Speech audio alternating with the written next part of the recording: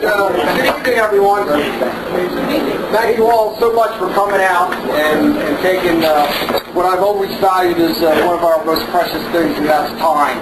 I recognize that there's a lot of other places you could be tonight. We feel it was extremely important for you to come tonight. I will tell you, I recognize that we need to do a better job of communicating some of the things that we're doing up here. This meeting is an attempt to do that. So I hope you take it like that. One of the first things I want to do is just do a few introductions. First, I'd like to introduce our director of the Delaware Emergency Management Agency, Jamie Turner. And thank you, Mr. Director, for being here. I'll speak quiet. Okay. Also fortunate to have the Deputy Director, Glenn Gillespie. And right away, I think you can see that we have the senior leadership of DEMA here. Communications Corps is going to receive high visibility, and it starts right here if you felt it wasn't before. I also want to introduce Tim Sexton for Public Health, Brad Kidd for Common, and Aragon for Delaware State Police. He'll be speaking later. Justin Cates, who is still our point man here at DEMA for Communications Corps, and we're going to go through a few things tonight, and Justin's going to brief you on the status of a few things. Mr. Marty McLee, who you probably met at the front door, works here at DEMA and supports the Citizen Corps. And also I'd like to recognize the Director of Newcastle County Emergency Management, Dave Carpenter. And thank Dave for being here. We appreciate it extremely much. The agenda, the only thing that will change on the agenda is the director will go last. The red books that you see in front of you, we hope you enjoy them. They're a book that we hand out at one of our preparedness programs. It goes hand in hand with disaster preparedness, and normally you have to sit through hours of training to receive that book, and we thought we'd give it to you. If you already have one, maybe you could wrap one up and give it to your kids or grandkids for presents. I tell you, all my grandkids got fire extinguishers this year for Christmas, and instructions on how to use it. So they were overjoyed with me this year about my present giving.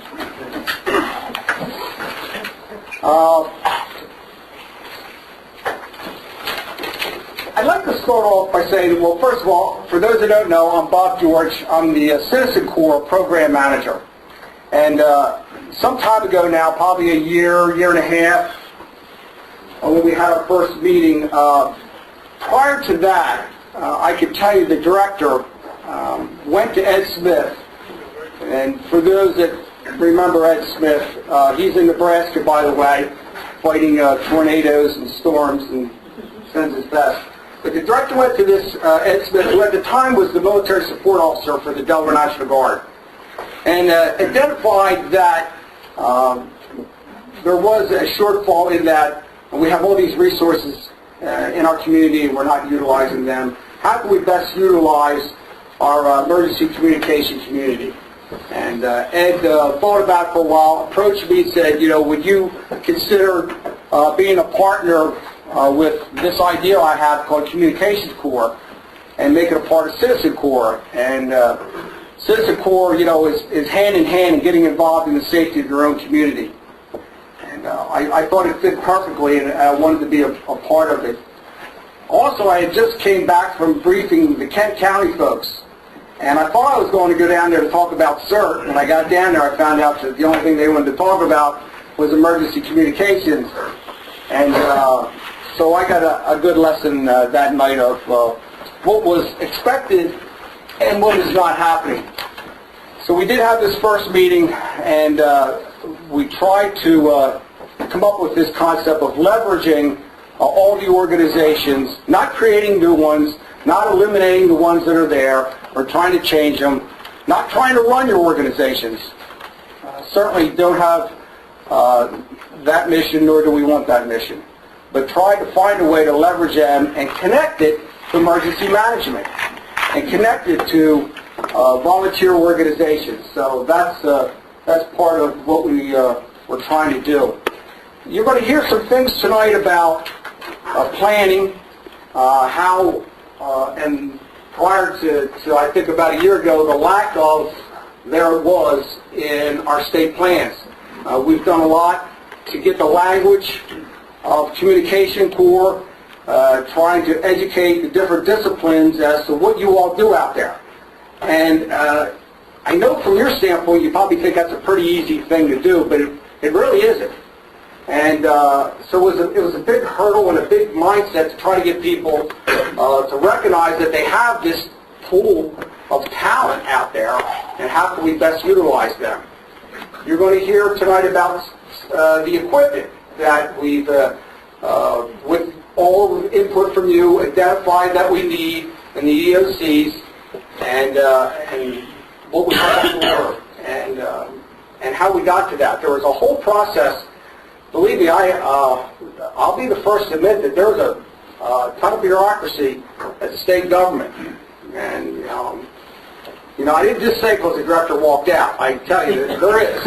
And there was that equipment that had to be identified, justifications of the investments had to be made.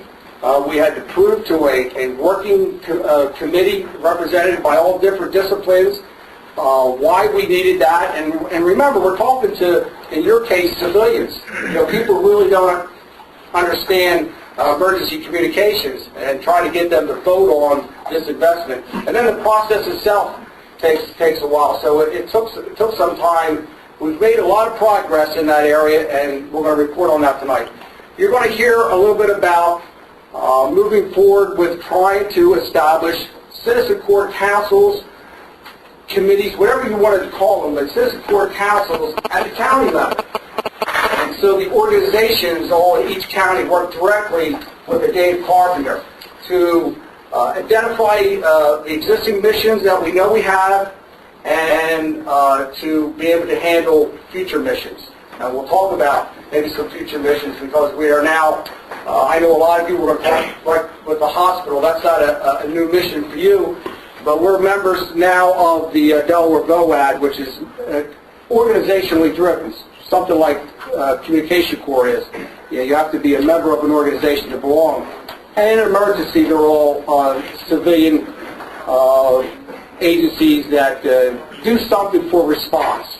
And, you know, if their communications goes down and they're running a critical distribution center, you know, what is their backup? So there is room for more. You're going to hear some more about MOUs. And I know Frank tried to establish some MOUs, and you're going to hear how we want to try to be all-inclusive when we go and talk about MOUs, and hopefully we'll come to some agreement. We want your input, and that's why you're here.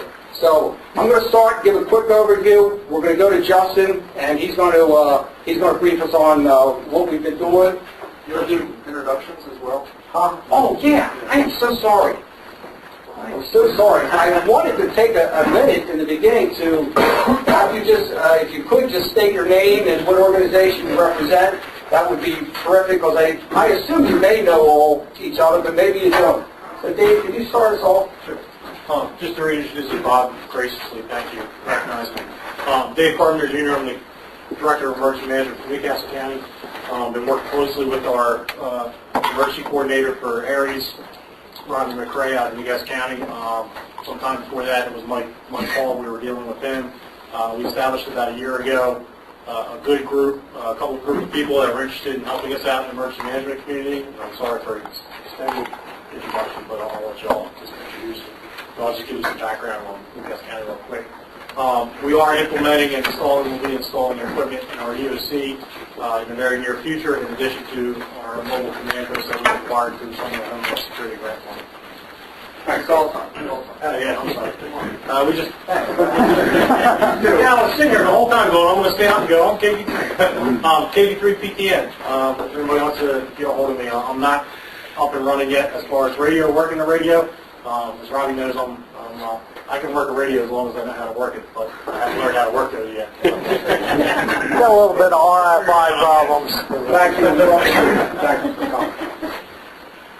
Victor Neglia, N3IO. I'm also a FCC commercial operator, GMDSS operator. And I'm here representing the United States Coast Guard Auxiliary. I'm the staff officer for District 5, which is southern Jersey, all of Delaware, and Pennsylvania, out to the Alleghenies. And your company, in any case, have to be here. Excellent. I'm Ken Pierce, also with Coast Guard Auxiliary, NU3A, and I'm the Divisional Staff Officer for Communications for Division 1 of the Coast Guard Auxiliary, and that's up in Newcastle County. David Broom, K3DX, Army Mars, and the State Director, and my Mars call is 8883D8. Good evening, I'm John DiGiovanni, N3LUD. I'm here representing Christiana Amateur Radio Emergency Service, and I'm also connected with Delaware Army Mars as the State Admin Officer, as well as the ARRL. Well, emergency KD3ISA, I'm the Delaware, Texas, ARRL, Emergency Coordinator. Thank you. Frank Kolkowski, AV3M from the National Association for Amateur Radio, the ARRL section.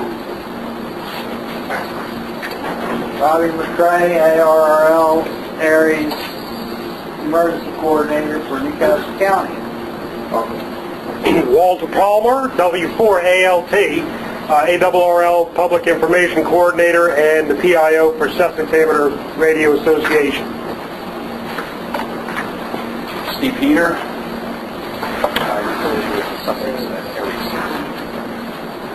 I'm Herb Quick, KF3BT, and I'm the Assistant Emergency Coordinator with Sussex County Areas. I'm Pat Ryan, KW3Z, and Emergency Coordinator for Sussex County. AREF. Bill Prettyman, Assistant Emergency Coordinator, Sussex County, ARES, and also President of Sussex Amateur Radio Association. Tony McClenny, N3ME, also the Vice Mayor of Bethany Beach, Delaware, and interested in air exploration. Bill Hammond, Assistant State Army Mars Director and newly appointed Training Director and 3IOD for my amateur call, and Alpha Alpha Mike 3 Delta Echo, and Alpha Alpha Mike 3 Tango Delta Echo. Joe Stormer, Sussex Aries, District 2 Tango Lima. Nick Pajeski, N3KYA, ARL, Section President. Don Jericho, WX, County Amateur Radio. Jay Bracken, W3NUR, and yes, it does relate to the shrine up there. Kent County Amateur Radio Club. I'm Jerry Palmer, M3KRX. I used to be the District Emergency Coordinator of Kent County. A whole lot of other things, member Kent County Amateur Radio Club. Rick Short, K3GRT, current President of the Kent County Amateur Radio Club. Doug Covert, KB3PRW, Kent County Amateur Radio Club. I'm John Ferguson, K3PFW, Races RO for Sussex County and Air Force State Mars Director and Director of Region 1 Air Force Mars. Tom McGill, N3JRB, races from Sussex. Jay Rutherford, K1UC, Sussex races. J.J. Corning, Newcastle County, Aries. Ed Aragon from Delaware State Police Headquarters Communications. Bob Clary, Coast Guard Auxiliary with the Dover Flotilla. I'm Mark Matavich. I'm with the Coast Guard Auxiliary and the Communications Officer for Division 12, which takes in Kent and Sussex County. I'm Mike McClanahan, W3RMM. I'm the Races Officer for the City of Lewis. Earl Davis, Lewis Races. Ted Allen, Delaware Civil Air Patrol, Air Force Auxiliary, and also work with John here with Christiana Cares, WB3 CBN, Newcastle County and elsewhere. When you were Director of Communications for Delaware Wave Civil Air Patrol. Todd Gerard, KD3ONZ with Newcastle County Areas. Thank you, and welcome again all. Normally the first slide no one really looks at. You were probably all looking to see where your logos were. But I will tell you that, this Prepare Delaware initiative, I want to take a second to tell you that, I'm really proud to put that statement on with this Communication Corps program, because Citizen Corps is all about preparing citizens. And what I'd like for you, what I'd like to submit for you to consider tonight is who really are our customers. And I know from your standpoint, the customers could be Dave Carpenter, that emergency manager, or it could be one of the disciplines, one of the emergency responders. But I think ultimately we all would agree that it's a citizen. It's a citizen that we're trying to help, and through Communication Corps we're trying to affect emergency communications, and so we could mitigate some of the issues that come up during disasters and emergency situations. So with that, you know what you are, but I can tell you when we brief a lot of organizations, and we brief emergency managers, we brief emergency responders, we brief volunteer organizations, we need to tell them what you are. You know your capabilities, but it has been a bit of a challenge to try to brief what your capabilities are and how we can integrate you into the overall state communication system. But I firmly believe, and so does the director, that you are part of the interoperability solution, and you have to be part of the plan, and you have to be part of the exercises and part of the training in order to be part of that solution. So I certainly look at you that way, and you need to know that. The organizations, they're up there because tonight when we want to address MOUs, what I want to make sure that we talk about is that we're inclusive with our MOUs. We want to make sure that every organization has the opportunity to be a part of this MOU, and that's why the director initially was not going to sign an MOU, because he wants to make sure it's inclusive with all the organizations. And I think that's a positive way to look at it, and we're going to come back to that a little bit later. Well, the needs. How many people have ever been in a disaster or an emergency where one of the top 3 things that went wrong was communications? I mean, you could even have an exercise. I could write the after any exercise and tell you that probably communications could have been done better. I think we'll all agree that, you may not agree, but the 800 megahertz system is a pretty good system for the emergency responders. It has interoperability, and when things are okay, it works good, and it gives them their own call groups, and that's good. But in a disaster, it's certainly not going to be sufficient, and we recognize that, and I think you do too. The plans were not adequately addressed, and that's one of the things we're going to talk about tonight. We have met with emergency planners.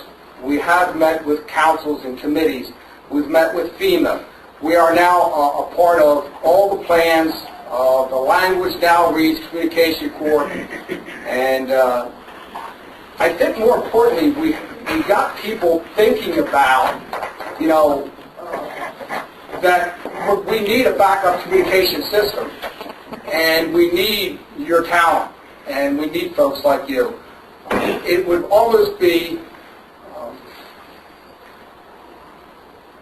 negligent if we didn't utilize people who are trained, equipped, and willing to help out in a disaster. I'll tell you, one of the biggest problems that emergency planners and emergency responders have in a disaster is people who, for whatever reason, didn't want anything to do with it, all of a sudden want to volunteer when there's an emergency. So what do they run up against? Well, if I'm a Dave Carpenter, I'm going to say, well, what training have you had? What are my liabilities if I use you? What are your capabilities? A whole bunch of things. Where have you been for a year? How come you haven't been part of our exercises so we can train towards that? So we're trying to address all those kind of issues. We never felt there was any single point of focus for addressing emergency communications. There are a lot of people individually and a lot of separate organizations, but you didn't really have a voice at the table, we felt. I'm going back now to the original concept of why we formed Communication Corps. And we hope that we're going to be your voice at the table. We don't want to run your organizations, so if anyone's out there thinking that's what this is about, it's not. And we're trying to leverage your talent, connect it to emergency management, connect it to volunteer organizations, and help us be part of this interoperability solution that we need. We always felt that the communication core should be organization-driven, not individual-driven. You need to be a part of an organization to be a part of this, and we'll drive that home. But we really believe that the connection at the county level, and the reason I talked about that Citizen Core Council in the introduction is because, you know, basic emergency management starts at the lowest level. Why shouldn't we address, you know, the communication system the same way? And also recognize that it's all not about just helping the emergency manager. There are a lot of other important communication needs and requirements out in the state. We always wanted to be collaborative, not competitive, and of course we hope that you're an integral part of the overall solution. I wanted to put this one slide up here. I know we're here to talk communications, but I wanted you to see that all of these programs that you see up here, we're running in Delaware. They're all citizen programs. The CERT program is a disaster preparedness training program that we offer.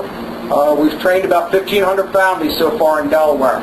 But these other programs, the volunteer police and the neighborhood watches, this is citizens getting involved in the safety of their own communities.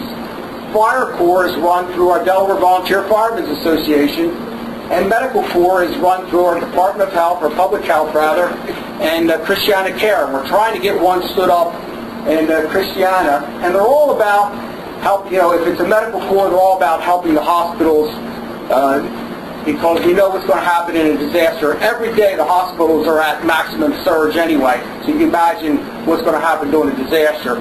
So that's what these things are all about.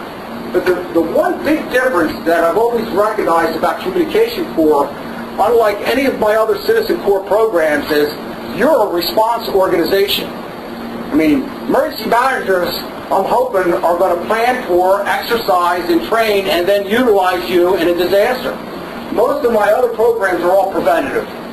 So I really see this as a real important thread for us. As a matter of fact, I'm getting a lot of federal inquiries about this program. So I think it has a tremendous potential in Delaware. I think we can make this work. I'm going to steal Ed Smith's slide because I like it. I believe in it. And I ask you to keep this in mind as we go through tonight's program.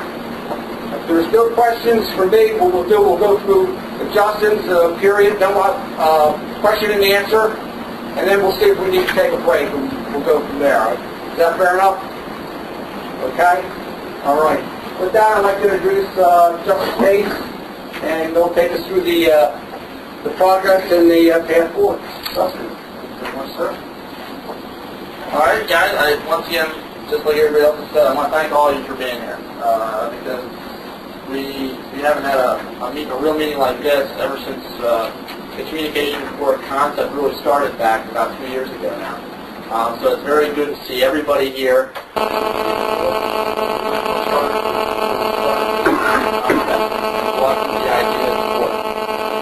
I'm really happy to see where we've gotten with this program and where we're going to go to the next step. That's what I'm here for, is to talk about what we've been able to accomplish, where all the projects that we've been dealing with over the past 2 years are in stance right now, and what are we going to be doing over the next 5, 10 years, you know?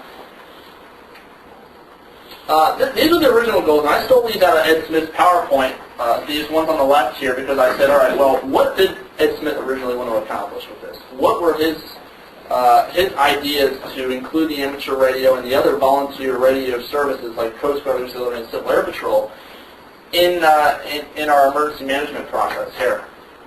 First of all, he wanted to find official missions for all these organizations.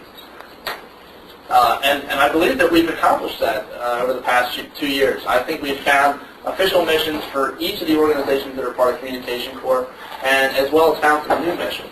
Also, we wanted to work and see if we could establish standardized equipment across the state in our EOCs and our hospitals so that operators from the various services would be able to perform mutual aid service to other counties, as well as have outside states be able to come in and operate our equipment and support the state of Delaware. And that's on track because we haven't received the equipment yet, but we've gotten to the point where we know what equipment we'll be receiving and that it's going through the contract process. Also, the inclusion in the exercise program. The state of Delaware has a variety of different exercises. The Radiological Emergency Preparedness Program, the Delmarva Emergency Task Force. We've done a variety of exercises with them, as well as many other exercises that we've been involved in here at the state of Delaware. And Amateur Radio has been involved for the past 2 years in each one of those exercises, at the county levels as well as the state exercises. Many of you guys have participated with your county emergency management in their county full-scale exercises. Additionally, we're working on standardized training. That's something we're going to talk about this evening, is what are we going to do to sort of standardize the training between all these various services that are out there. Each one of you have created different types of standardized or different types of training for your services, but what are we going to do to work all those together and be able to recognize what level, what skill levels your various operators are at.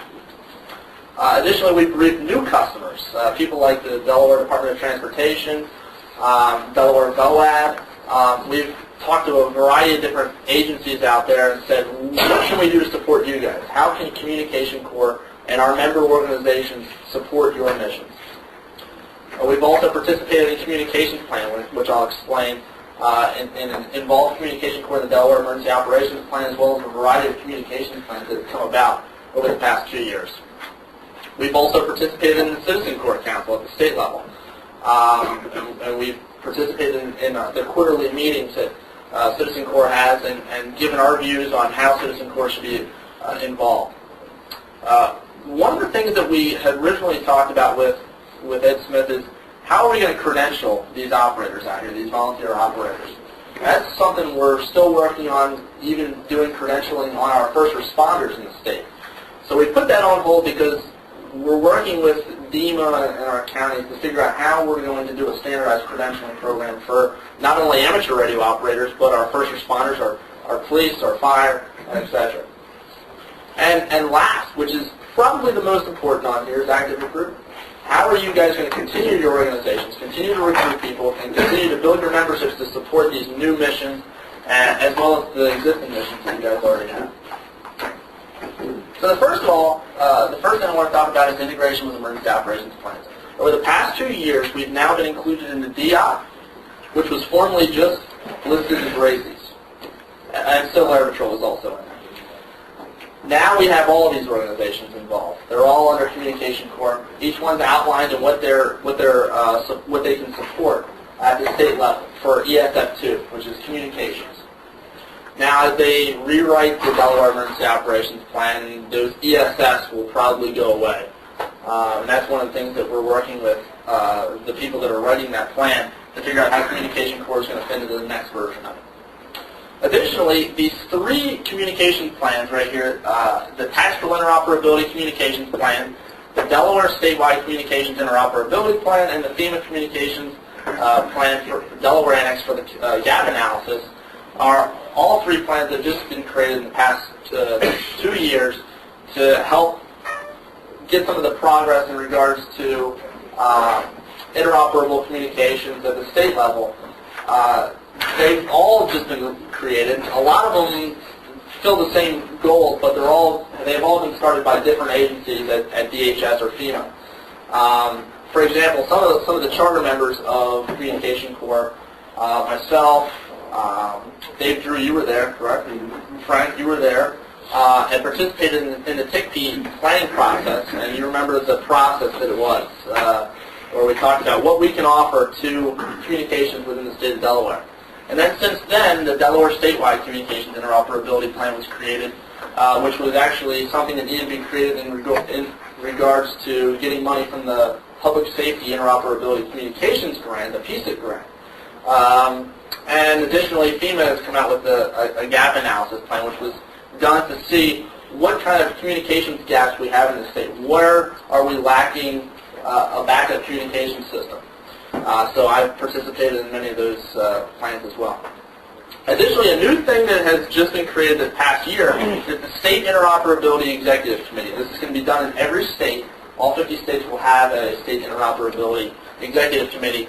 And the way that we'll be involved is we'll be involved in one of the subcommittees. There's a regular committee which is involved with very high-level officials, the Secretary of Public Health, the Secretary of Safety and Homeland Security. So we're going to be involved in one of the subcommittees and be able to report to this interoperability committee on what we believe the interoperability communications within the state of Delaware will be like.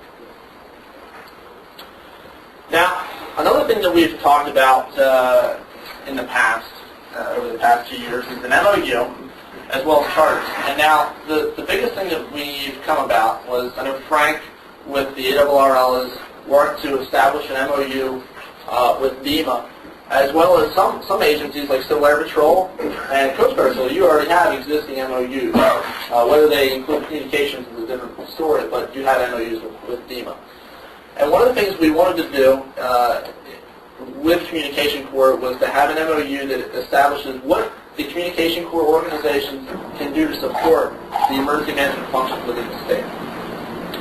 So one of the things we're going to be doing with the help of Jamie, the director, is to create an MOU that will allow for these various organizations that are part of Communication Corps to sign off on and figure out how we will support you guys as well as you guys supporting us. Another thing that we've never done, and this is something that had suggested, was to create a charter of this organization and explain what the purpose of Communication Corps is. What are we existing for? Why can't we just have the various areas, races, Mars groups all about? What was Communication Corps established for? So that's one of my projects right now, is I'll be creating a charter to establish what our purpose is within the emergency management in the state. So the first thing I wanted to talk about in regards to the equipment, this is a big thing. People are wondering, what kind of equipment are we looking at in regards to purchasing from the state of Delaware, and how the state of Delaware, as well as our counties, funding these various pieces of equipment. The first was the hospital equipment we had talked about in support of the hospitals in the state. We've worked with DPH in Sexton, and he's going to be explaining a little bit more about this, to equip every hospital in the state with amateur radio, as well as the State Health Operations Center, the SHOP. And this kit will include a VHF, HF, and UHF amateur radio, as well as WinLink 2000 capabilities. And these are the hospitals that will have amateur radio equipment by the end of the installation of these radios that have just been purchased. And additionally, DPH, and I'm going to explain this later, about the new kit that we're looking at purchasing for the ACCs and the DHECs.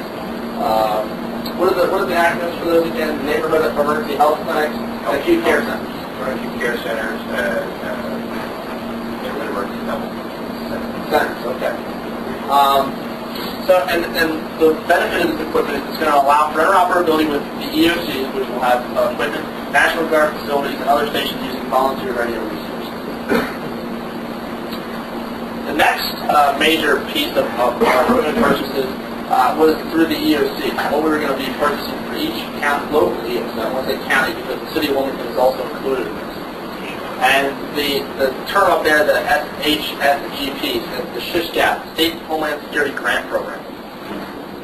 I'm tired of all these acronyms. It's really bad. But using the funding that we received, and this was actually before my time when we applied for this funding. This was Bob, Ed, and the county emergency managers really who was the people that had come up and said, we want to be able to support Communication Corps and their mission. And so what we decided upon was to get ACU 1000s, which is the full-scale model of these interoperability boxes, as well as amateur equipment for each local EOC. We scaled that back because we realized we didn't need the full ACU 1000s. And instead we are getting ACUTs. They're a tactical unit, and they're a lot more ruggedized, and they fill our function a little bit better. And that's just the interoperability portion of the equipment that's going to be purchased. Additionally, we're going to be purchasing VHF, UHF, and HF amateur radio, the same equipment that's going to be in the hospital setup, as well as a WinLink modem so that you can do packet and pack tour. Now, this is what the station diagram looks like for the EOCs. You have the ACUT, which can then patch in the VHF interoperability radio, 2 additional amateur radios, an 800 megahertz radio, and we still have a spare port left over. As well as we can tie it into a phone line, and using the wide area interoperability system, WACE, that the manufacturers have created, we can actually tie each ACU that's within the state together. Now, one of the biggest things is people are confused. They say, well, you can't tie amateur radio with 800 megahertz. And some of these other radio services out there can't tie with 800 megahertz. And that's true. But what the benefit of the ACU is they can tie multiple networks together. So, for example, say I wanted a crossband between VHF amateur radio and UHF amateur radio, while also tying in an FBI channel with something on 800 megahertz. I could actually have 2 networks on at the same time. So the point is we're not connecting amateur radio to 800 megahertz, which is illegal, but we're able to provide a piece of technology that can create multiple networks on legal sense at one time. We're doing a phone patch with amateur radio. Justin, where are the ACUs located? They're going to be located at each county UC/911.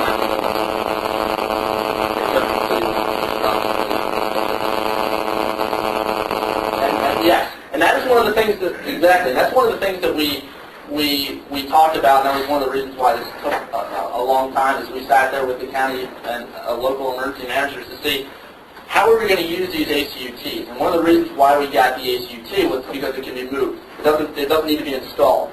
You can take it from a command post to an EOC, set it up on a table in the middle of a field somewhere. Whereas the ACU-1000 is a rack mount unit, which you can't do that with unless you buy a case for it.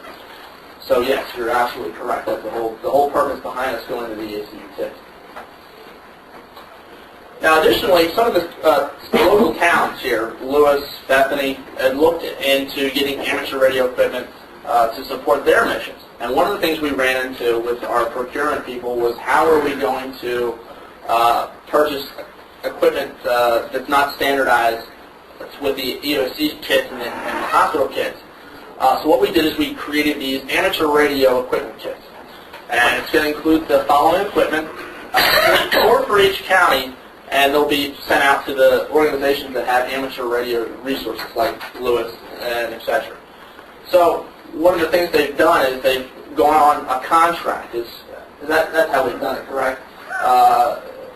The whole process started with us actually having to go before a committee, as well as then deciding with the emergency managers of the 3 counties in the city of Wilmington on how we were going to use this equipment, as well as figuring out what kind of equipment would be used for the towns, and the cities. And so we came up with this list, which is all standardized with the other equipment that's been purchased for the EOCs. So we'll be receiving 12 of these kits, 4 for each county. Now, not just with our equipment that we've been purchasing, but some of the other stations have been popping up through their resources. For example, the State Police Command Post has purchased equipment through their own funding resources, which is also standardized with the rest of the equipment to support the command post and state police during a disaster with amateur radio resources. You were also talking about the county command post for Newcastle. We were looking at amateur equipment for it. At the National Guard Readiness Center, you guys have gotten equipment for that through National Guard funding resources. So, also DTI, you guys were looking at getting equipment for your data centers. So, it's not specifically just us that's giving out the funding, but your various organizations are finding funding resources from your served agencies, which is very good. It's good to see that our customers are supporting volunteer radio and what we need to perform our functions.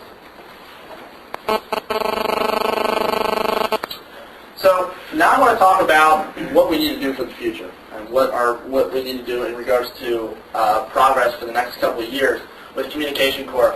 One of the biggest issues we found was our lack of communication with outside states. And how are we going to plan with these guys to test our volunteer backup radio systems?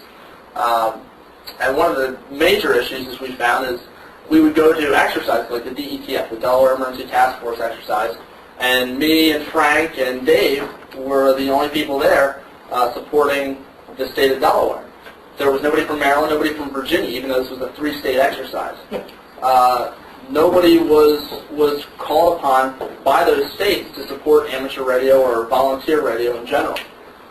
So one of the things we need to do is we need to work with our state emergency management agency in Maryland as well as in Virginia to decide upon how are they going to get in contact with us via amateur radio or Coast Guard Auxiliary or Civil Air Patrol. So that's one of our projects that we need to work on, is to figure out how we're going to work with our counties outside the state of Delaware and better our interoperability. Additionally, this is one of the big things that Bob had just mentioned, was to bring this Communication Corps council level down from the state down to the county levels. In Delaware, we manage all of our emergencies at the most local level. And the biggest problem is that's not the way the Communication Corps is established. So what we want to do is we want to build Communication Corps councils in each county that the leaders of the counties will report to the EMA directors. So for example, Newcastle County would have their representatives from ARES as well as RACES, MARS, Civil Air Patrol, Coast Guard Auxiliary, all meeting like we're doing today to talk about communications issues with their customers. Because we really shouldn't be the ones that are doing that up from the state level. So one of the biggest things that we need to do is we need to work to improve communications at that county level with our customers and decide upon how we're going to support them during a disaster. And I think it'll help to, also, if we could tie other things in, like Public Health is going to talk about hospitals, and I know, the guys in Sussex are ready to go and support that. But I really think that in all the counties, missions like that need to be moved back to the county emergency manager. Not so much for his action, but so he knows what is going on in his county, who's there to support him, and so if it's not being pushed down from the county to you, but you still have a mission, then you should be pushing that information at least back up. Yeah.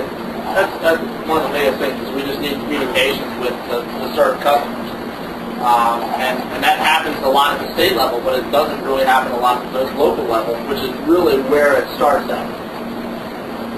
The last major project that I see that we need to work on is a standardized training program. And this is something I mentioned a little bit more briefly earlier. And this was one of the original goals that we had established, was how we were going to figure out the skill set of our radio operators, whether it be through Civil Air Patrol, MARS, or etc. So we've come up with a suggested training program, and that's why all of you guys are here, is to give input, while the emergency manager of DEMA is here and provides his input, and says, what exactly should an amateur radio operator or a volunteer radio operator be required to obtain before performing services during a disaster? So we started off with a Type 4 operator. This would be the lowest operator. And what we've said is to have a technician class amateur radio license, or for a Coast Guard Auxiliary and Civil Air Patrol, a comparable basic communications certification. Additionally, the FEMA IS-22 Are You Ready training, which allows for the operator to understand how to prepare his family, as well as to prepare himself for a disaster.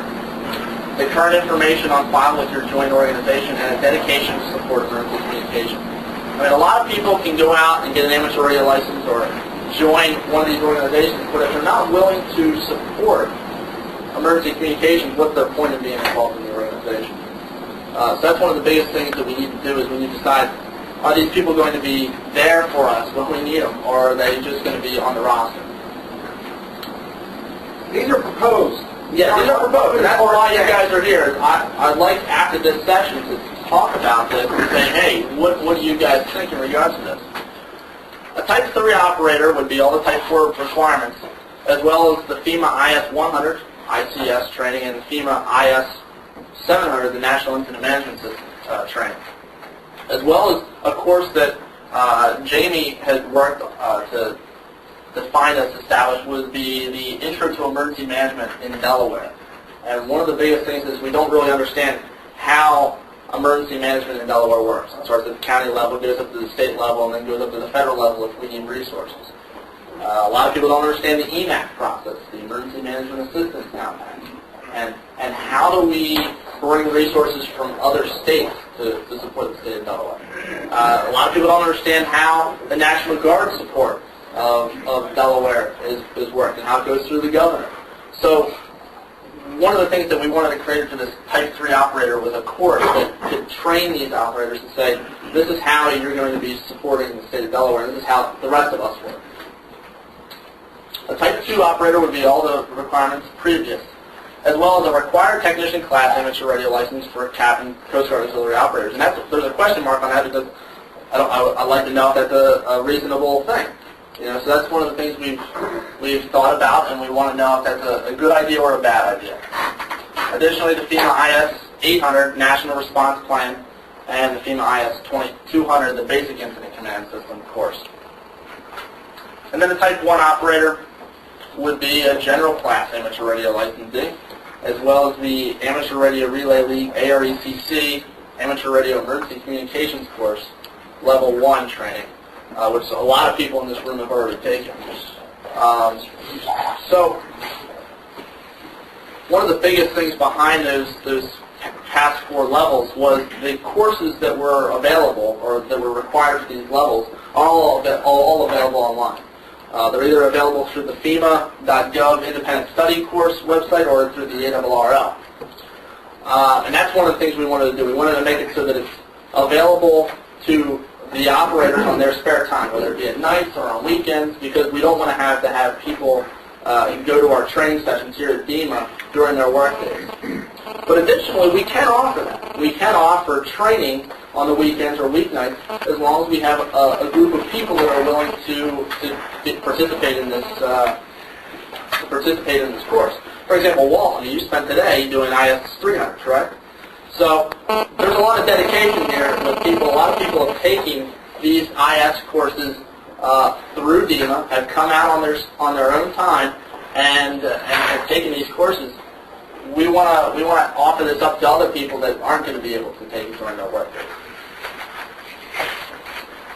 And the last major thing that we need to do is figure out how we're going to recruit people. You know, this is a national concern. You see on the message boards online, how are you going to recruit people for Mars or CAP? You know, there's all these theories that we're all just not going to be able to keep up with all these new missions, and how are we going to get more people in? Well, what are our ideas? I mean, we've got a group of people here today, and we can decide on, you know, ideas and suggestions to find new recruitment methods, to find volunteer radio operators to support our organizations. Some of the ideas that we've come up with is to partner with volunteer examiners and to promote their testing sessions here at DEMA, and also to do the same for us and say, you know, volunteer examiners, you're going to test all these people. Could you support volunteer emergency communications and possibly say, hey, would you guys be willing to support the ARES or RACES or any of the other organizations? I bet you have a half a dozen VEs here in this room. I bet we probably do. Should we get a raise of hand on VEs? Yeah.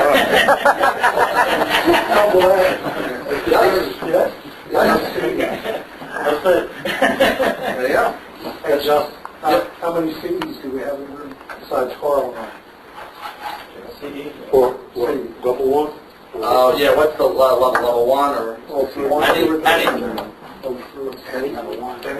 examiner? They can actually do the classroom version of the ARECC course.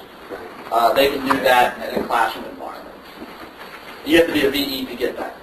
It's like the next level.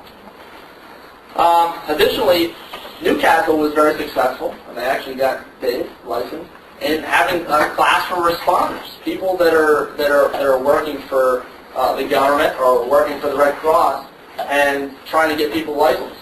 Yes, go ahead. The rule just changed to improve that. Yes, yes. It is now clear that an employee of an emergency organization can use amateur radio in an emergency situation. Yes. Where that used to be floated in the old rules. Yeah. Going back to a former slide, you said something about it was illegal to link the FBI and amateur radio. Not in an emergency. Yeah, you're right. That's right about that. And you know, that's always an option. I just don't want to plan for that. I don't want to write the plans for that. And you can't train with that. Yeah, no, exactly. You can't train for that. You can't do exercises using that. We have to monitor it very closely. Yep. So that's one of the whole reasons why I just don't like to write that down in a plan. But that is, you're right. That is a viable option during the last case. Additionally, we also want to have people have further involvement in emergency communications beyond their amateur license. To join the CAP, to join the Coast Guard Authority. You know, there's so many amateurs out there that don't know that communications is a big thing in Coast Guard Authority or in Civil Air Patrol. And to expand the communications cadre in those organizations with radio operators would be another benefit. And the last slide is collaboration. You know, we've got all these different organizations out here, and over the past 2 years, you know, we've done a lot of talking about how we're going to promote the communication core concept, but really, with the exception of a couple exercises, we really haven't had the collaboration that I believe can be done. You know, we all have small staffs here in Delaware with our ARES and our RACES and our MARS and everything like that. But how can we work together to support each other in our communications projects, our exercises, to get a lot bigger of a picture. So, you know, that's really what we come out here tonight to talk about and decide upon how we're going to work together. I don't have any business cards, but I'm going to email my contact information out to everybody after the fact, and you can write it down right now if you would also like to. But questions time. Go ahead, Bill, you were first. Justin, is it possible to get a copy of this PowerPoint? Yes, I can send that out. PDF. Thank you. Justin, what is the purpose behind having different levels of certification or whatever you're referring to it as? What's the rationale? I'm going to give my reason behind it. This isn't the right reason. That's why all you guys are here. When I started off in amateur radio, and I'm saying amateur radio, we do need to realize we're all volunteer radio operators. We have Coast Guard Authority and CAP in here, which don't even use amateur radio. So we're trying to be inclusive to them as well. Mars as well. You guys don't use amateur radio for 90% of our operators are also amateurs. Yes, exactly. And that's one of the things. We're trying to promote collaboration there.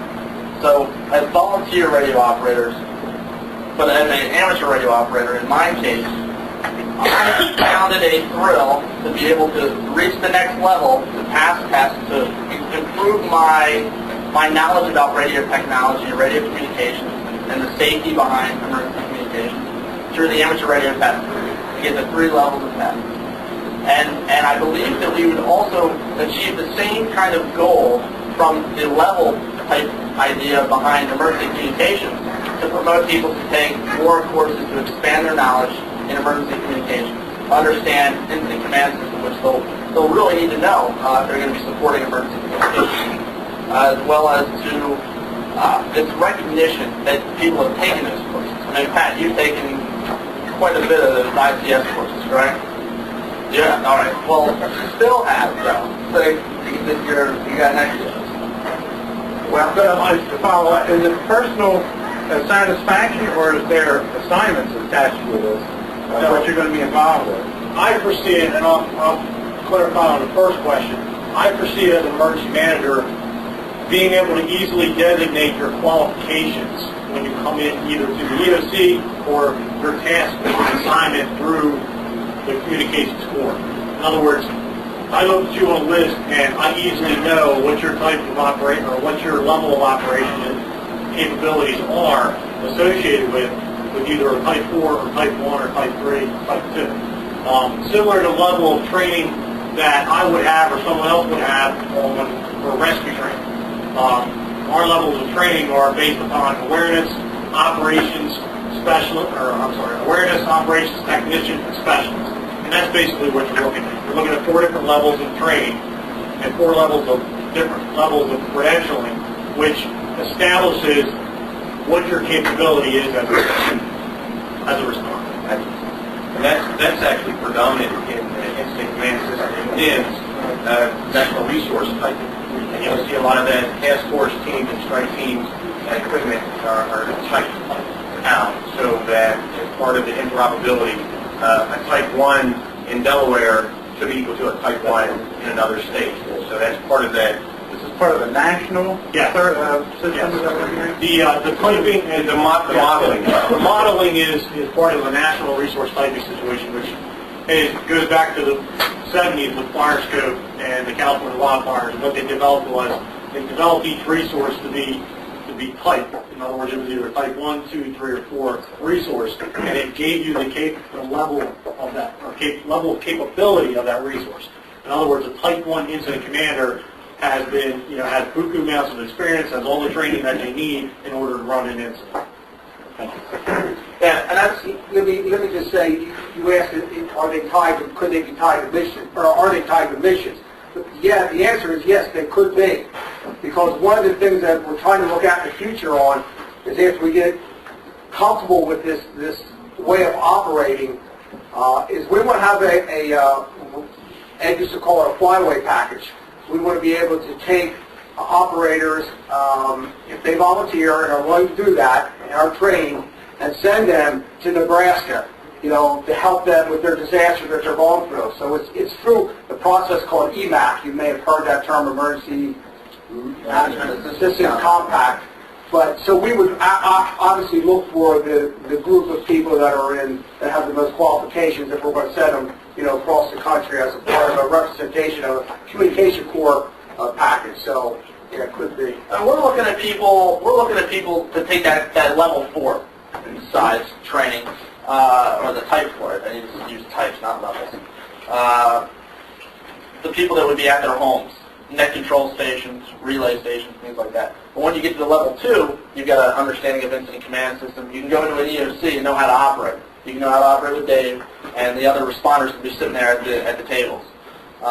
So that's one of our ideas. And like I said, I'm really promoting the whole idea behind the recognition and the self-satisfaction behind it too, because I think it's going to promote people to understand this stuff a lot better and take the training, take the courses, and become more involved. Question about you, Go ahead. Actually, we had some recovery, but one of the issues about that whole typing thing is that in the NIM system, it sets like management levels within like a leader of an asset. So if you have 5 operators who are going to work in a net, you need a leader. That leader under ICS and NIMS needs to have ICS 300. Yep. So there's like some things that emergency managers are looking for in the people who are going to be in charge of a group that are working together. And having those skills identified and credentialed in the communications corps will allow a county emergency management coordinator to say, okay, I know I've got this asset, and it's a real asset. It's not an asset that's kind of going to evaporate on me. But don't let this shake you. You already are qualified, in my eyes, on the hardest part of this whole thing, and that's the technical part of it. Believe me, this other stuff will be baked to you. That's the whole point of you guys being here, though, is what we want to know is this suggested training, is this a good idea or is it a bad idea? I think it's a good idea, really. Absolutely. There's a group up in Pennsylvania now, the National Registry of... Emergency Communications Volunteers. Yeah, that's it, thank you. And he runs out the same type thing. The course they ask for much more detail than what you have up here, including our knowledge of first aid, CPR, ABE, et cetera, et cetera. And that's another thing. I mean, would first aid and CPR be something that this group would believe it would be something beneficial? I have first aid and CPR, but what everybody else. Go ahead, Bill. Justin, I think the levels set a precedence and a bar, and I think it's a good thing. What I do question is I see the first 3 levels are technicians, not discrediting technicians. okay, at all. Yeah. However, talking about experience from management is one thing, but talking about experience relative to radio is another thing. The people that you're going to want, to have the real are people that are experienced, generals and extras. And I think that's a real concern. Yeah. Well, that's something we can look at. One of the reasons why I've limited to that level, one of the major issues behind, for example, Civil Air Patrol and Coast Guard Auxiliary. When you join Civil Air Patrol or Coast Guard Auxiliary, you work to obtain one of their certifications for communications. For example, I know CAP is the A cut and the B cut. You have to take those with basic communications unit training and advanced. Those aren't amateur radio tickets. I mean, those are exactly, and it's the same idea behind it. One of the issues behind that is we want to include them, but we don't want to have to require them to obtain an amateur radio license. But we would like for them at a further level to obtain their amateur radio license so that they can perform interoperability with the amateur service. Back to your example, advanced, say in one of our mission-based operations, the person as the communications unit leader, that's right, has to have the advanced. But all that aside, just because a person has the advanced ticket doesn't necessarily make that person a better message handler with a better short-term memory and procedural things than the basic operator. No disrespect to advanced or extra operators. Sorry. I like the way the AACC does it, where it's level 1 is I can operate my radio, level 2 is I'm a net control and net manager, and level 3 is an infrastructure builder. Right. Okay? And this organization needs all those kinds of people, and where the idea is, as complicated as the technical side is, the radio gear and having go kits and everything else, the emergency managers need go people. So they have to say you, and know that they're capable of doing the job. And we can look in, open that kit and say, yeah, there's UHF, VHF, and an HF radio, and an antenna, and power supply, and I'm good to go. It's a little tougher for the emergency manager to say you, and know that you're good to go. And they want a way of knowing that. Well, that raises a question that we may have covered, but now where does the practical assessment come in here? Even though if we're certified on paper, having taken the course, now at what point does the overall organization give a practical assessment that you should be working here? That's another good point. I mean, that's who would be responsible for doing that? Would that be the individual organization that's part of the communication corps? Currently in the response, currently in the response corps, I guess within the responder community, how we do that is we leave it up to the individual organization. In other words, if the individual fire company, individual police agency has credentialed that employee or that responder to have that level of training and signed off that they're performing to that level of training, then if they submit the name with that level of training, that we're taking the word of that organization saying they can practically perform at that level. And I mean, I'll relate it to fire service too. I'll relate it to our swiftwater rescue teams. On the swiftwater rescue tech, whoever signs off the fact that I have, just because I have a certification doesn't mean I can perform. Actually, I have to perform over a certain amount of time, but the group assesses the fact that I've met the training and I've met the performance requirements, and now they credential me, and if I'm listed on their organization, then I'm credentialed to that level. And that's a very good point, because I'm going to say, from my aspect, I don't want to get down into micromanaging as an emergency manager saying, if you give me somebody from the Civil Air Patrol or from the East Coast Guard Auxiliary, that they're, a qualified operator, I'm going to take your word from your organization that they're a qualified operator, they're practically able to perform the duties that they need to do. Another issue that comes into play with this, and some people have asked me, is why don't you go with more of the ARECC type training, the level 1, 2, and 3? And the only problem, once again, that we've had with some people is they've said, well, we don't want to spend money. ARECC training is not free. That costs money. So, one of the issues is, would we want to require the 3 levels of ARECC training for people that aren't really willing to spend that kind of money? So that's another sort of issue. We can go online and to this Pennsylvania organization. They have a link to Aries, Kentucky. And Aries, Kentucky gives a similar course. They already see sea level levels, and they can take it free online and get it. And You can negotiate with the league and basically offer the course yourself with certified people, and then just pay the testing and certification fees. Like as an Yeah. And that's something to Yeah, we do. just put on a training for like 16 people, and we just like buy the book, show up, we have an 8-hour course, and they took the exam, and that's what we did. So it cost them the book. Or they could borrow, we had some books in Berlin, so it doesn't cost that much to train some instructors. I saw you guys your hand up back there. I'm thinking about one aspect of that general conflict, and that is if someone's in charge of the given station and all of the other operators leave, you don't want to end up shutting down an exercise with an HF operation that the person no longer has qualifications for. I mean, would it be reasonable from our friends from the Civil Air Patrol and Coast Guard Authority to ask people if they want to obtain a certain level of training and communication? We're not barring from your guys' organization. You guys have your own training programs and things.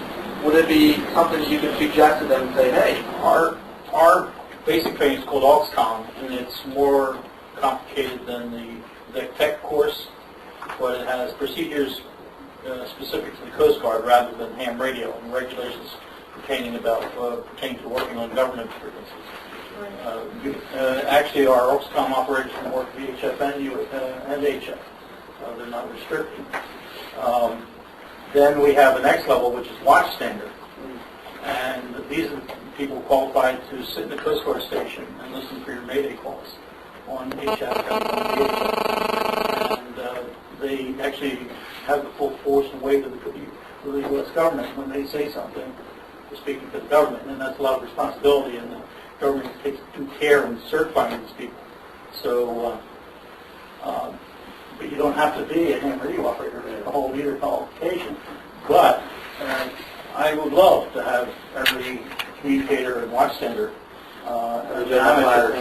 And actually, I don't have a single communicator that couldn't read Part 97 and then sit down and take the exam and pass it. At least to the tech level, and then probably do as well on general level. let's see, what is your guys' ideas on this? Wait, we probably have several people who, if they're dedicated to communications, they would probably, have fun giving a hand. I don't know that I could tell them you have to. Well, and I would never say that. Yeah. Similar to the Coast Guard, of course, we're operating on DoD frequencies, not FCC frequencies, so we have different goals of engagement when we're talking. Our basic communicators, once they've had DTEC, they're allowed to talk on the radio without supervision. When they go on to ACUT and become communication unit leaders, again, they're able to know a lot of communication, technical stuff for setting up bases. Again, we're like you, where we're VHF and HFs also, without having ham licensure. Go ahead. Go ahead. And you know from talks you and I have had that while I'm glad I'm a ham and actually got into CFP because I learned an additional way to use the skills, but as a CFP operator, I'd love to see more of our people have a ham license because I think it does broaden your scope and your knowledge and stuff like that. But again, our conversations have been to the point that we cannot wear two hats legally. I cannot be in my CP Plus and work, both radios. I have to be there for one purpose or the other. That's where the other general operators come in, where we get the amateur community come in and loan us a qualified person to be that liaison. But I can't recommend. She can't recommend our members get a ham ticket so they can do both things on mission. With that said, though, because of the MOUs that we've had Coast Guard people come in our mobile command center when we've done rocket launches. And we've had them tap in. We have, the ARLL has an MOU with CAP. So it's not that we couldn't have amateur radio people using our mobile command post with their equipment helping coordinate in the middle of a disaster. I mean, when it's the people of our community that are in danger, you know, and it suffers whatever, you know, another 9/11 or a hurricane, whatever. You know, we're pulling together a group of people to help wake everybody in the time of a disaster. This goes back to your Delaware emergency communications plan kind of thing, or how, in other words, when our people are going to get out of it, is how the other people operate. Yeah. Okay?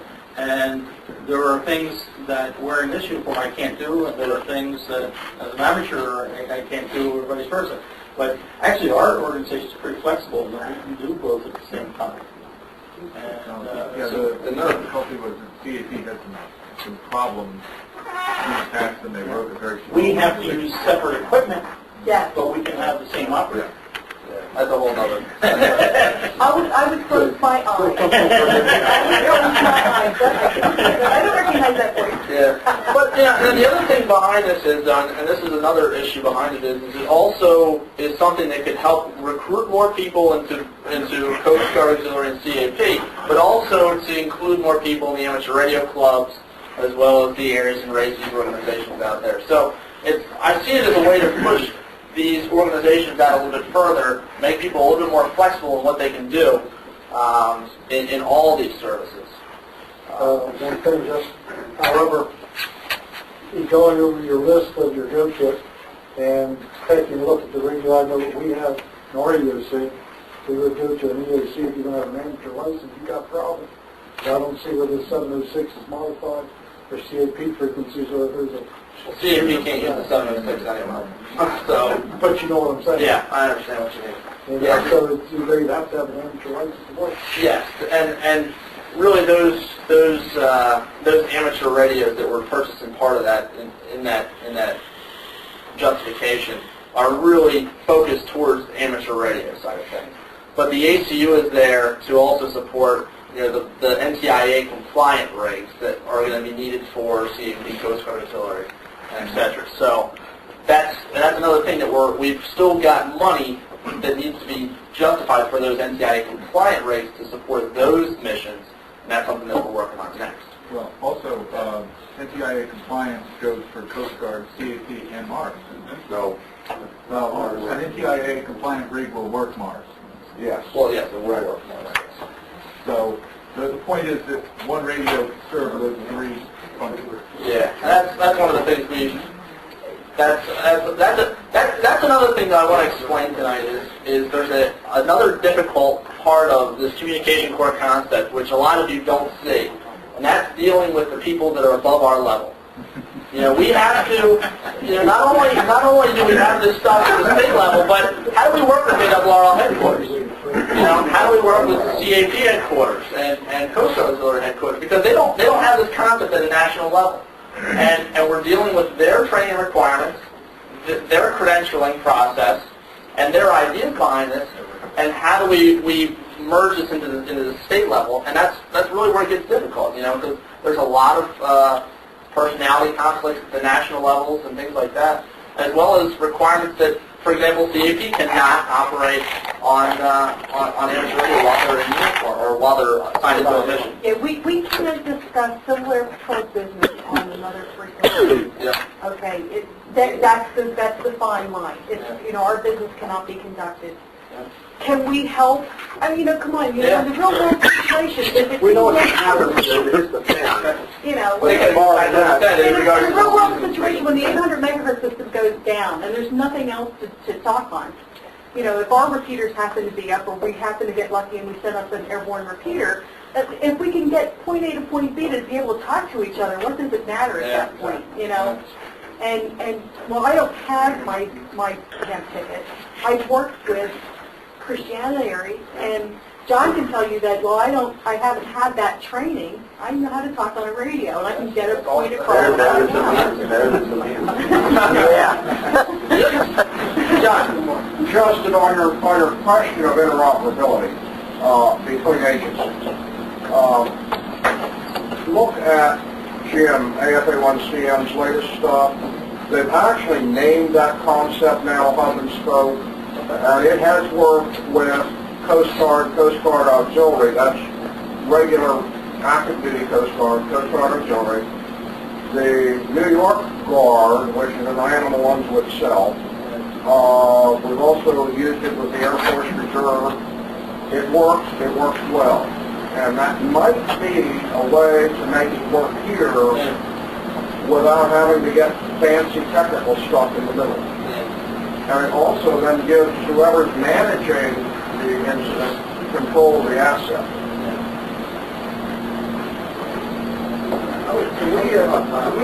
We're really behind schedule, so let's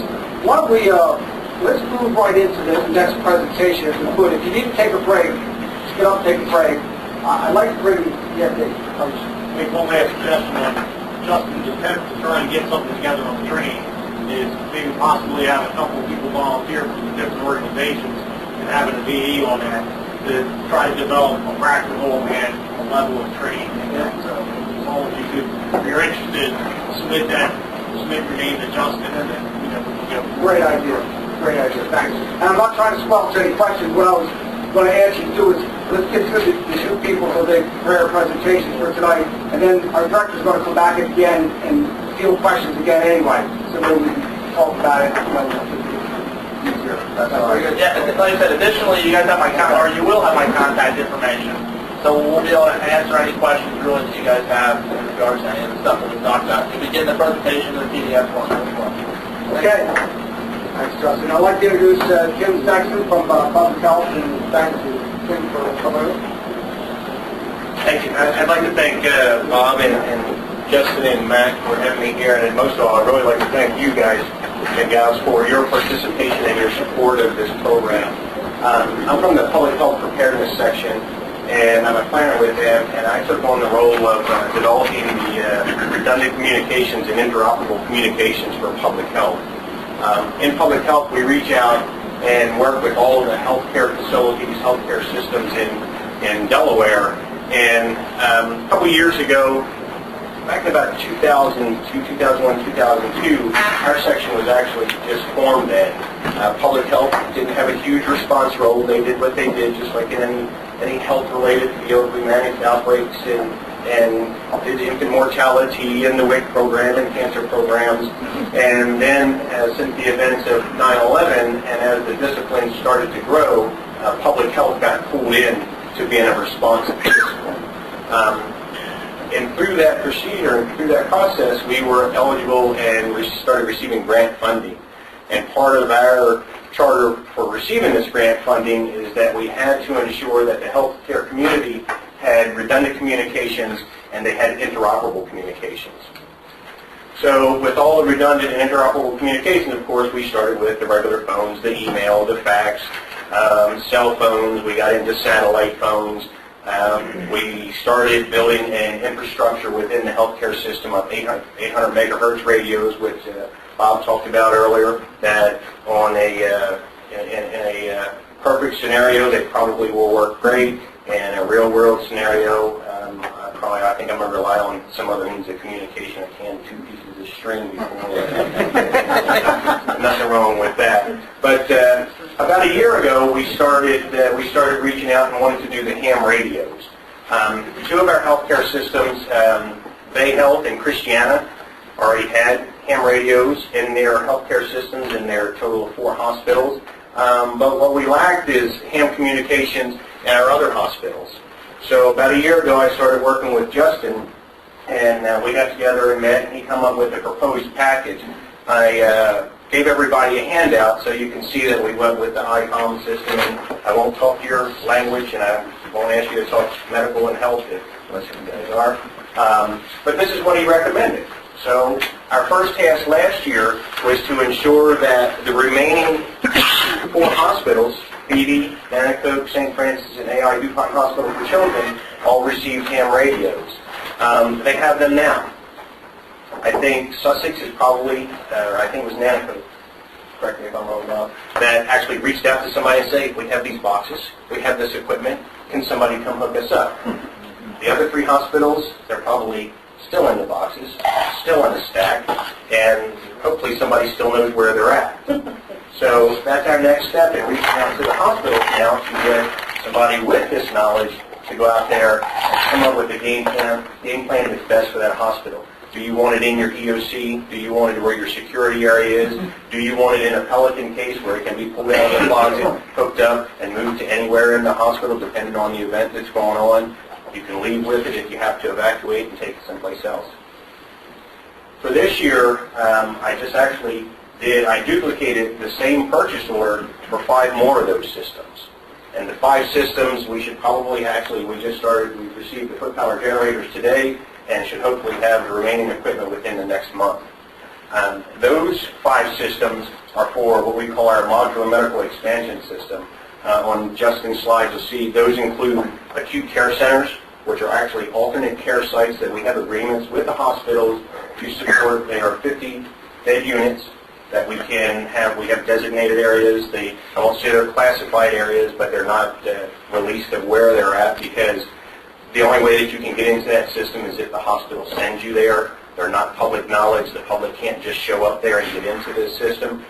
They're to increase the surge capacity on the hospital. We have medical needs shelters that cohabit with our American Red Cross shelters. They're for our medical needs populations that we will support people and send them there. Those are also 50-bed hospitals, and we have those at various locations. And our neighborhood emergency health centers, which more are for vaccine and immunization type clinics in the event of pandemic influenza or some other outbreak. We can funnel these people through there, get them immunized, get them vaccine, give them prophylaxis, with Cipro or Doxy. We can do KI issuing there. But the goal is to make sure that this really is our final item to complete our redundant communications and have all the check marks filled for these agencies. And so within the last few years, one of those systems was for the State Health Operations Center, which is here also in Smyrna. And to complete that loop, to ensure that now we can reach out and touch everybody that we need to in the healthcare community via the ham radio systems. So I applaud Justin for his efforts. I applaud you all for your participation and support. We look forward to working with you. I understand that ham radios are becoming more popular in some of our other disciplines, fire stations, police headquarters, our emergency management agencies. And I think in a disaster of any proportion that's going to wipe out any communication system or be relied upon because the other communication systems are so overwhelmed that they're left totally inoperable, that ham radio operators and our ham radio systems are going to be very, very much needed and well worth the expense that we put into them. So I really don't have a lot. I just wanted to thank you all for allowing me to talk to you tonight. You have my information there, and Justin has. I can get in contact with me if anybody has any questions. And we hope to have everything put together and up and tested in some of our, we have a mass fatality workshop coming up, and we'll have some other exercises which we hope to include doing the testing our redundant communications and making our ham radio operators and our ham radio systems work at that time. Yes, sir. Tim, I'm Pat Ryan. I'm from Safer. And I've been in touch with the vice president of Nanticoke, but he didn't know anything about boxes showing up. Who's your contact down there? Chris Martinez, Alan Hastings, and somebody else just came on board. I don't remember what her name is. It used to be Barb Young and Chuck Renduit. Yeah, I'm following up with Alan. Thank you. Yeah, I would actually follow up with Chris. Chris probably Chris will probably have more information on it, and hopefully knows where they're at. I'm sorry.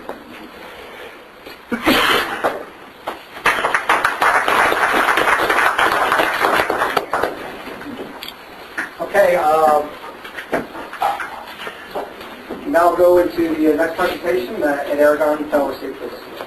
Good evening, my name is Ed Aragon. I'm with Delaware State Police. My call sign is N3YDN, and basically I'm here to gather information. Bill Carroll, our communications chief, is pretty dedicated to this amateur radio in the state police. we've recently installed some HEM equipment in Command 1, and I encourage you guys after the meeting to go outside. We've got Command 1 out there, in case you guys haven't seen it. We've got VA Swift 8800 on as well as an ICOM 706, an antenna 200 wire antennas, vertical antennas, and I want to thank Justin. Justin real helpful in helping get all this stuff squared away. But sitting here with you guys, I've got more questions than answers, you know, because like I said, we're in our infancy as far as the state police is concerned, and you know, my big thing as well as Bill Carroll's is, you know, we're going to need volunteers, we need folks who, you know, like Justin was saying, commit to the cause. In the event of emergency, you know, we've got command posts with, you know, self-sustained unit there, but we need folks to man it. We're going to be able to count on command when needed. So that's all I pretty much have. Like I said, I'm looking for help from you folks. Or you guys could send this way. I really appreciate it. Okay. Yeah. Ed, when you say you need help from the damn community, how are you going to get that message out? Who makes the call? What's your concept? Well, as you said, I was going through looking at Justice Light. I don't know. I mean, I'm thinking that I'm going to start from the pool here, you know, from some of the local clubs. Maybe we can find a way to get the word out to some of our troopers. I mean, you guys know that when the command post goes out, it's just because there's some incident involving law enforcement, right? But, you know, in the event of an emergency, you know, we're going to deploy the command post. So, you know, I'm looking for folks from the local clubs, maybe some of the troopers. Maybe we could offer some of these, you know, ham license classes, you know, send the word out to state police to see if there's any troopers who want to get involved and, you know, take the test and get their license. I'm teaching a class at Troop 2 tomorrow night. So how's that? Are there any troopers going there? No. Send them now. We haven't got into the meeting. Maybe this is one thing where I get with Bill Carroll and we can send, you know, get the word out amongst the sworn personnel to see if there's any interest there. Get with Larry Talley, the Retired Troopers Association, have him send out an email for any troopers that are licensed. See if they're interested. Just to let you know, the class that we did, that Justin was talking about, we did a class in Newcastle County for Newcastle County employees. Of 9 of the people that got certified, 7 were police officers.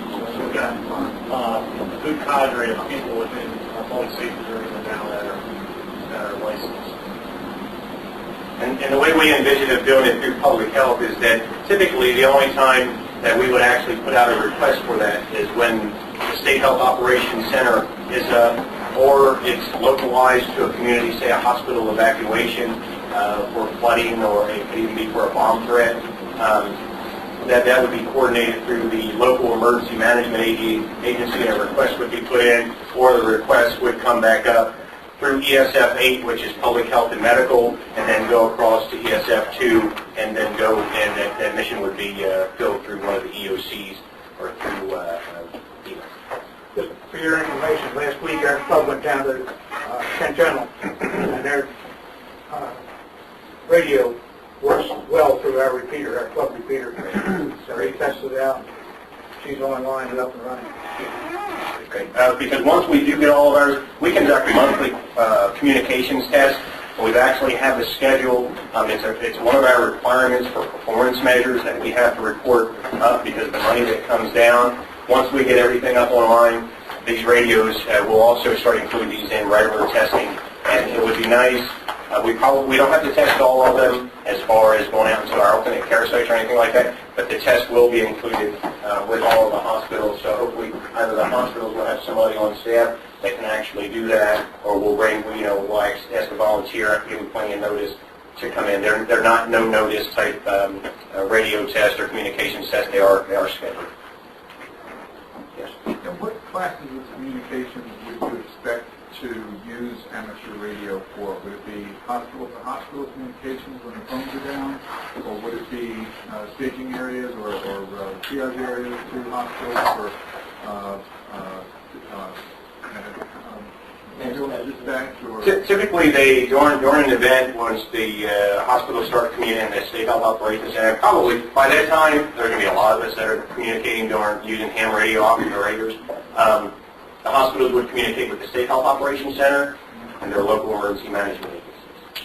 And then we would relay to the other hospitals. However, though, of course, I think, and correct me if I'm wrong, if everybody's talking on the same time, especially just like the talk groups on the 800 megahertz radios, hospital to hospital to hear what's going on. But any requests would be funneled through one of the EOCs in the State Health Operations Center, and then be funneled into state EOCs. Question about yeah, BB Hospital wants to use their communications also for getting off the peninsula. And they say the major disaster, they may not be able,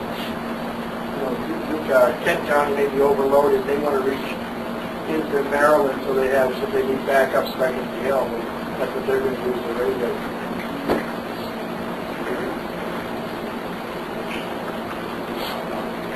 Okay, yeah, you're next up. I'm still thinking of Ed's his question because, I have a lot of questions myself now. I think I need to digest a lot of stuff that came out tonight as to how we proceed. I know I want to proceed organizationally in that I don't want to start, and I'm not saying there's anything wrong with it, but I don't want to start recruiting individuals.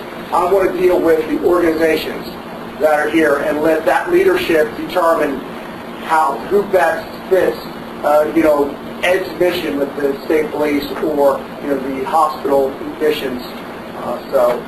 And obviously it all has to be done in coordination, I would hope, with the county emergency manager. All right, with that, I'd like to introduce the director of FEMA, Mr. Intern. Kind of a rough turn of the year. Thanks, Bob. I want to take the opportunity to welcome you to St. Mary's. I've been calling. I've been working. We were here last night till about 10 o'clock with another meeting, so we don't get out early tonight, so I'm not going to talk on it. But I want to emphasize a couple things. Bob started out talking about communications, whether it be incident or support communications.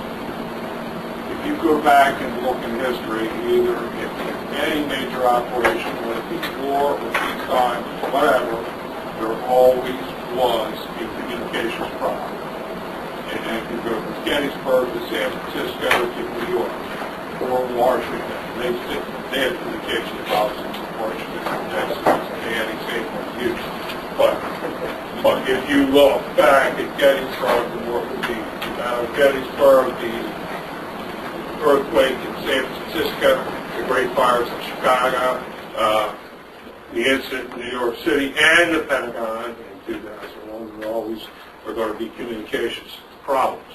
There will be communications problems in any incident you go to. And I mean that. All incidents are local. And they start local and then they expand. I think we all understand that. I think it's very important for us as professionals to use as many mediums, or medias, if I can use that term, to supplement what we're doing with communications. I think it's very important. And I think you guys, as leaders, are the key to a portion of that success. You are one medium in that. And if you look, there's an organizational chart, a couple of them over there on the wall as you go out. I'm not in for org charts, but you look where communications is. It's under logistics, and we have communications groups, we have communications plans, and it all interacts with everybody. More importantly, it's not important where you are, it's what you're doing. I met with a group from Sussex County. Joe Thomas has already had one of these meetings. Not quite as many people there. In fact, the weather's about the same old rain order, and some of you are here. I want to emphasize a couple of things. I think you folks are all amateur radio professionals, one type or another. I'm not here to change organizations, but I would hope that we could blend the professionalism of all the organizations into one to achieve a common goal, and that is provide supplemental communications when we have a problem, whether it's at a local level or whether it's statewide or region-wide or nationwide. You guys have the tools to do that. I have an old friend, well, I have a bunch of old friends, but one, I I ran into a peer last week in Emmitsburg at the National Emergency Training Center. He was sitting in a pilot course. He's what they call a federal coordinating officer. He was my partner up here when we had the floods at Glenville and Stanton, and when we had the federal disaster up there. He had just come back from California. He was sent out there as a federal coordinating officer to coordinate the federal response and coordinate their recovery efforts for the fires in California starting on February 22nd. And he was telling me he got a lot of help. One of the emails that he sent out to everybody coming was, leave your egos at the door. We have one customer. That's the citizens of this state. And I would say to you, when we have a problem, and I know with interpersonal relationships and rivalries between organizations, none of us can stand that. And I would ask you professionally to leave your organizational egos at the door, and let's take stock of what we're here to do, and that's to offer professional communications through your equipment and your meeting and your professionalism. The other thing I would suggest, Delaware is a small state. Most of you guys are first-name basis. I think that in my mind, you guys could sit down and develop a professional curriculum for emergency communications, if I could use that term, and I don't want to get in. I'm an old curriculum development guy that has worked in the fire service for years. But one of the things I heard it mentioned earlier is credentialing and resource typing. I think that you guys could put together, knowing the people in this room, as a group could sit down and put a model resource typing together for amateur radio professionals and whatever you want to call yourself, and accompanying that, a training program that would probably be the best in the country. And that's a challenge to you all to do that. I think personally, and well, I know some people do. There's a fire school, former fire instructors that work for me sitting in this audience, and I'm not going to embarrass them. But I think that that could happen. And I think with the help of Justin technically and Bob organizationally, my deputies here, we firmly believe, and I mean this, we firmly believe in the need for alternate communications methods. I don't talk on the radio, I listen. You don't hear me talk on the radio unless I'm talking about the press. And I hate to do that. Nobody wants to be a press officer come to see me. But no, that's where I'm coming from. We're trying to standardize equipment, that's a start, and that's our commitment to you. And we need your help and support, not only at the state level, at the EOC, and the SHOC, the State Health Operations Center, and the county EOCs, and the Wilmington EOCs, and some of the hospitals, and maybe in some incidents. I know we've got it set up with identical equipment in the State Police combo van. And I thank you for coming. Questions for me? Comments? Concerns? Indictments?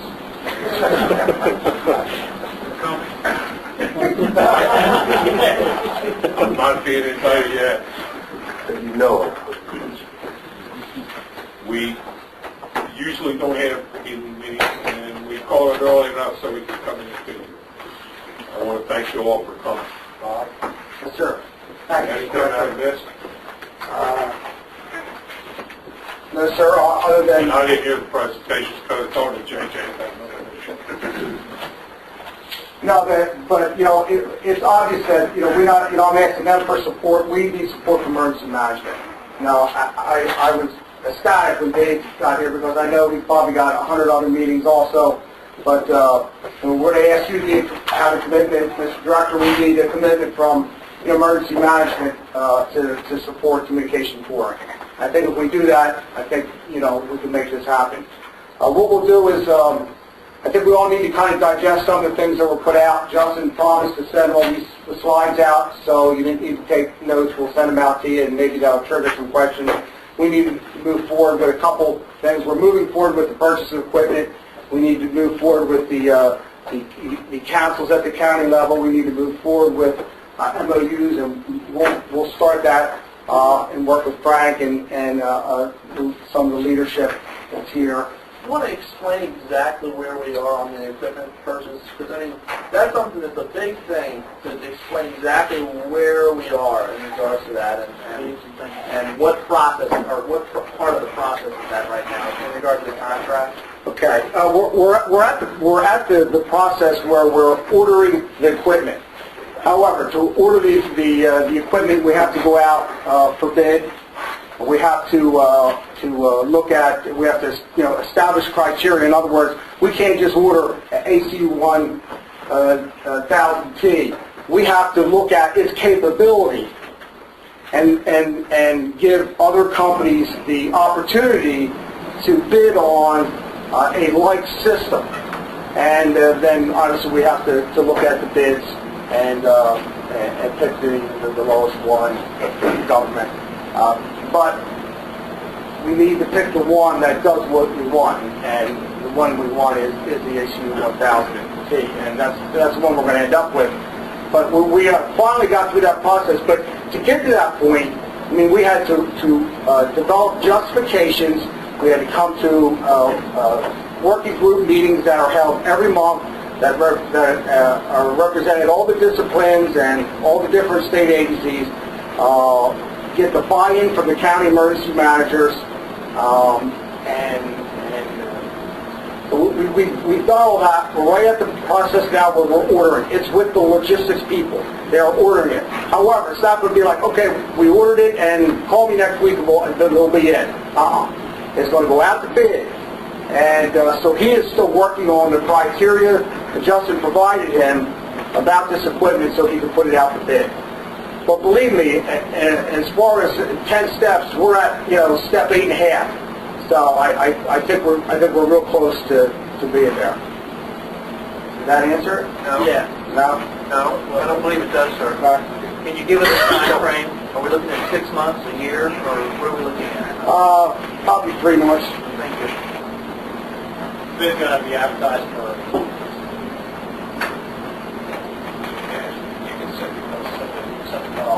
State bid requirements require at least 45 to 60 days. We set the requirement for 45 days for bid advertisement, and you have the bid opening, and then you have to schedule a bid opening, and then you have to have so many days to get it in, 30-day limit on that. You award the bid, and once the bid's awarded, then the contract is signed. So you're looking at least a 90-day period, at least 3 months from the time the bid is actually put out.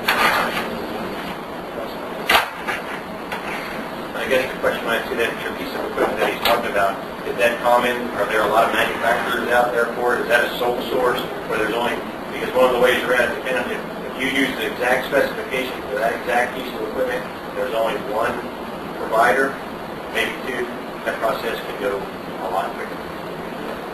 Because if there's only one, then they can become a sole source, and there is a process with it. That's the way we had to go about the way we were looking at it. We were originally going to go sole source, and through the general procurement people, they decided that sole source really wasn't the way we wanted to go. I don't know why, but one of the things that we finally completed was the agreement upon what kind of equipment we were going to purchase, and Dave was at many of those meetings where people were actually concerned about the interoperability piece of equipment, the ACUT, rather than the amateur equipment, and worried about that, because that's the real high-dollar piece of equipment here. So one of the biggest things was to try and come upon an agreement on that, which held up a lot of the amateur gear that's going to be coming along with that stuff. So that's where it's at now. Okay. Let me ask this. Yep. Just to clarify the bidding process. Do you put out a bid for an ICOM 706 amongst various vendors who can supply that radio, or do you put out a bid for a compact VHF, UHF, HF transceiver, and then perhaps get a bid for a Kenwood or a bid for a response for a Kenwood or a Yaesu? How do you do that? Yeah, we can't do that because mainly for the reason the ACUT has only certain models of radios that it would work with. So I had to make sure that we fit the requirement that it would work with the ACUT as well as work with the WinLink PAC-1 modem, because another issue was the cabling there. So yes, it was very specific in regards to that. But if you don't write it out specifically like that, then yes, you get pretty much anything, you know, whatever people bid on. And that's one of the difficulties behind this. Access 3? Access 3, yes. That's sole source. Yes.